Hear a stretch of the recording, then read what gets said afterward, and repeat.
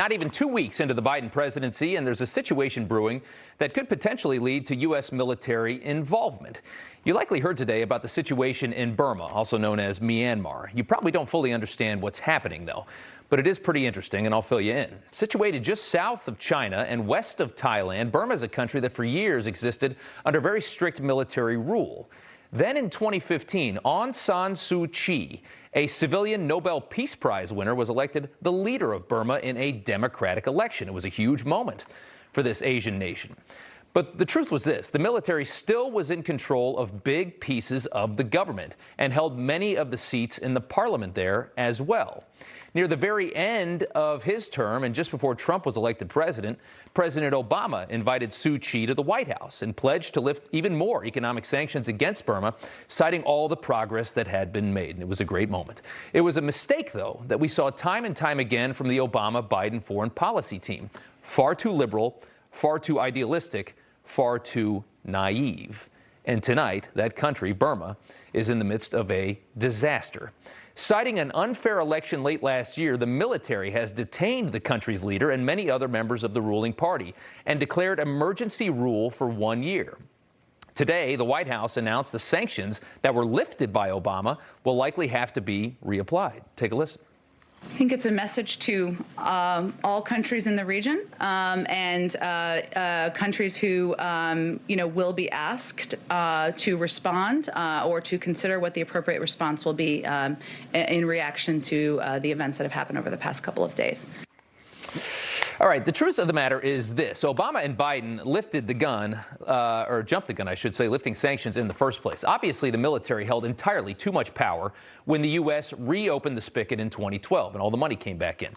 We've spoken about the numerous failures of the Obama-Biden foreign policy team, some of the most embarrassing deals that we have ever witnessed: the Paris Climate Accord that does nothing to stop climate change, the Iran nuclear deal, which Iran cheated the entire time and spent all the money we gave them financing terrorism.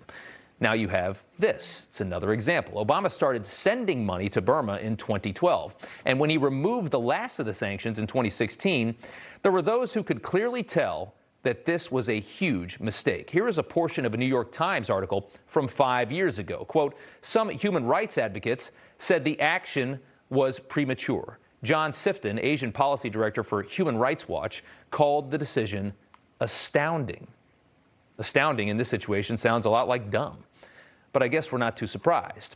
The military regime in Myanmar has long made moves against Muslims, similar to the Chinese and the way that they treat the Uyghur Muslims in that country. In Myanmar, they have the Rohingya. That's a Muslim minority that the government basically just wants to erase. They want these people gone. When Obama lifted the sanctions there were reports the military had burned entire Muslim villages to the ground, raped the women, killed the kids. Essentially a government committing genocide. And we start sending money to them. It created a refugee crisis as people fled west to Bangladesh to escape. The nation's leader was aware that this was happening and did absolutely nothing about it. A Nobel Peace Prize winning leader of that country was completely silent. Obama saw all this as well and still lifted those sanctions. Former UN Secretary Nikki Haley tweeted today, she tweeted this: "What's happening in Burma is another failure of the naive Obama-Biden foreign policy. In exchange for lifting sanctions, they said democracy would follow. Instead, we saw a horrific genocide and now a coup, a tragedy for the people of Burma." As far as our horrible investment in this country, since 2012, we have sent Burma more than $1.5 billion in your money. It's a mistake we make time and time again, sticking our noses in places that it doesn't belong. Why on earth are we in Burma? What do we care about Burma? If we have ever had a problem, if we ever do have a problem, do you think the Burmese would jump in to help us? Would any of the countries that we send all of this aid to help us? You got to love the United States. At this point, the question is, who are we not sending money to? You just watched Newsmax TV, America's fastest growing cable news channel, now in more than 70 million homes. You can get Newsmax TV on your cable system or check your cable guide. And if your system doesn't carry Newsmax, call them, tell them you want Newsmax TV, because we're real news for real people.